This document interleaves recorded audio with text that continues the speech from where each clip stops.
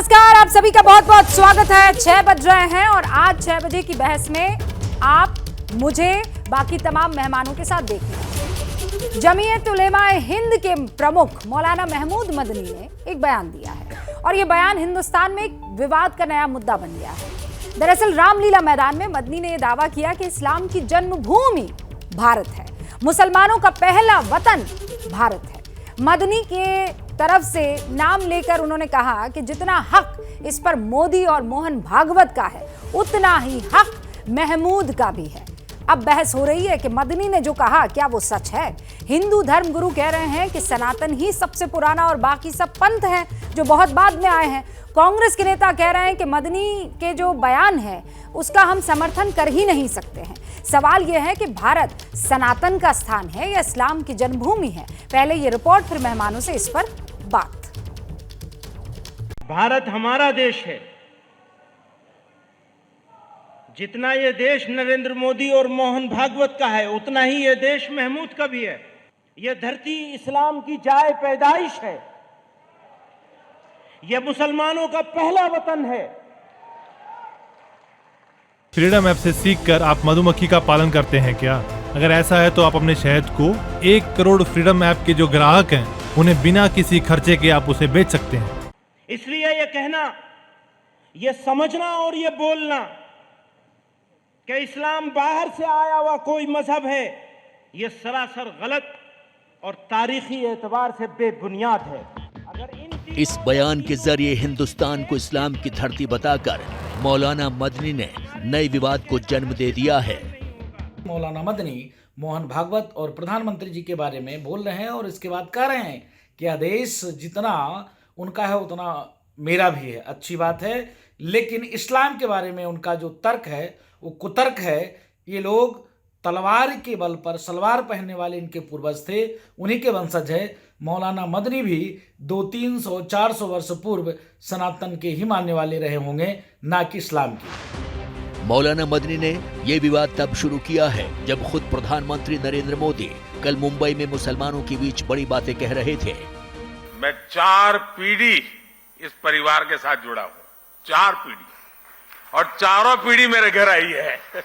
आप सभी की ये भावनाएं, आपका ये प्यार मुझे बार बार आप तक खींच लाता है।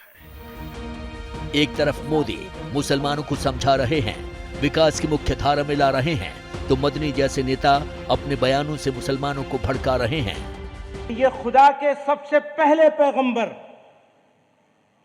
अबुल बशर सैयदना आदम अलैहिस्सलाम की सरजमीन है। हम इसी बात पर चर्चा कर रहे थे कि मदनी साहब जो ये कह रहे हैं इसके पीछे का तर्क क्या है, और वो तर्क अब इस बयान में आपने सुन लिया। राजनीतिक विश्लेषक और डीयू के प्रोफेसर अवनिजेश अवस्थी साहब हमारे साथ जुड़ चुके हैं। जामिया में इस्लामिक स्टडी के प्रोफेसर जुनैद हारिस हमारे साथ यहाँ स्टूडियो में जुड़ चुके हैं। सुप्रीम कोर्ट के वकील हैं अमिताभ सिन्हा साहब, वो भी इस वक्त आपको स्क्रीन पर नजर आ रहे हैं।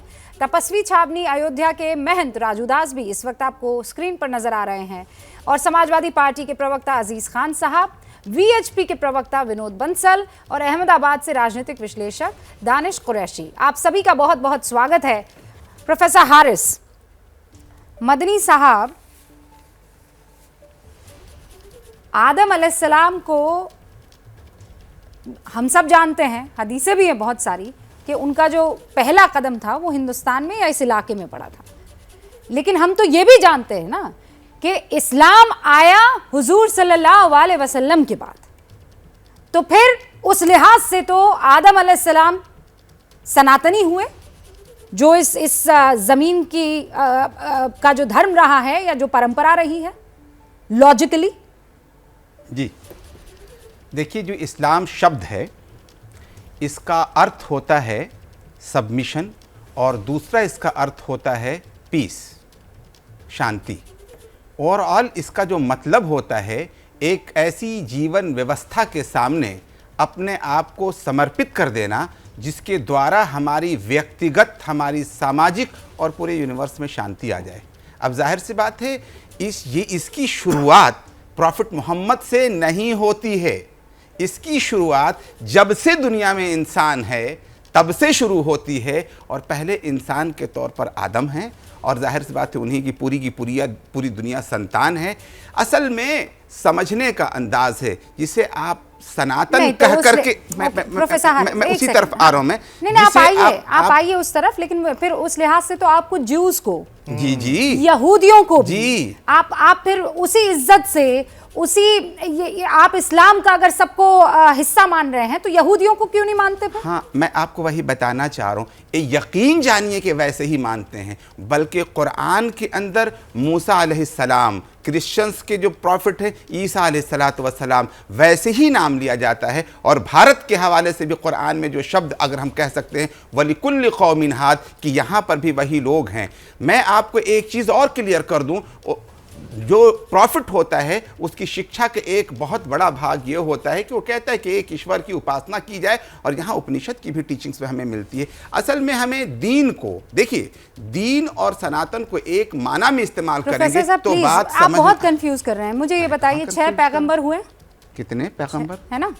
1,24,000 पैगंबर हैं सर, वो अंबिया हैं। हाँ, आप कंफ्यूज मत कीजिए जी, बताएं। 1,24,000 अंबिया हैं और 6 पैगंबर हैं जी। नहीं, आदम अलैहिस्सलाम से शुरुआत करके आइए ना फिर जी, आप छठे पैगंबर पर आइए। मैं बता रहा हूं आपको, 1,24,000 पैगंबर हैं।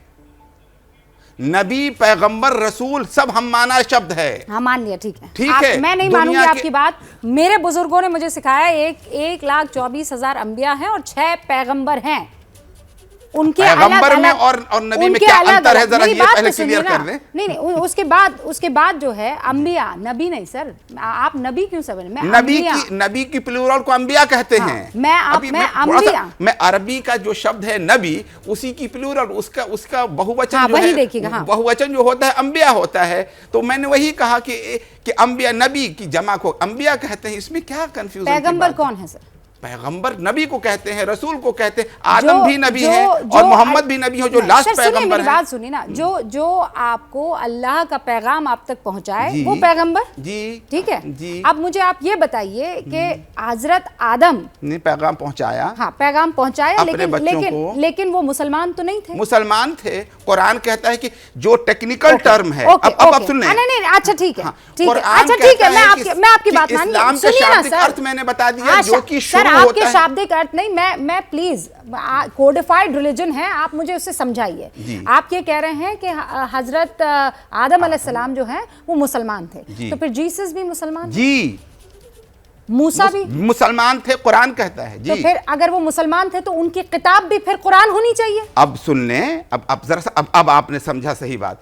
समय के अनुसार इब्राहिम, दाऊद, मूसा, जो जितने भी नबी हैं सब अपने अपने समय में एक ही बात कहते गए हैं। लेकिन जब मोजेस आ गए तो उसके बाद जब जेसस आएंगे तो जेसस की मानी जाएगी, और जब जेसस के बाद मोहम्मद आ जाएंगे क्रोनोलॉजिकल ऑर्डर में तो उनकी मानी जाएगी। वरना हम मानते सभी को हैं और आदर उतना ही करते हैं जितना कुरान का, उतना ही तौरेत का भी करते हैं, उतना ही जबूर का भी करते हैं, उतना ही इंजील का भी करते हैं। अंतर कुछ भी नहीं है। फ्रीडम ऐप से सीखकर आप मधुमक्खी का पालन करते हैं क्या? अगर ऐसा है तो आप अपने शहद को 1 करोड़ फ्रीडम ऐप के जो ग्राहक हैं उन्हें बिना किसी खर्चे के आप उसे बेच सकते हैं।